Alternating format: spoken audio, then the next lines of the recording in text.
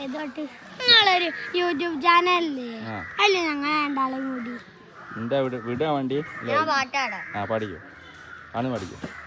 ഇവര് കൈ വെട്ടി തരും പാടിക്കോ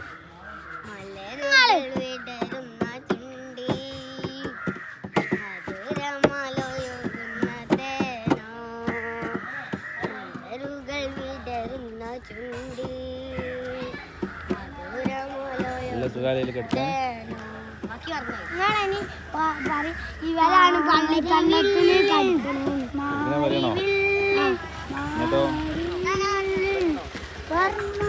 നിങ്ങൾ പറയും ഇവല് രണ്ടാളും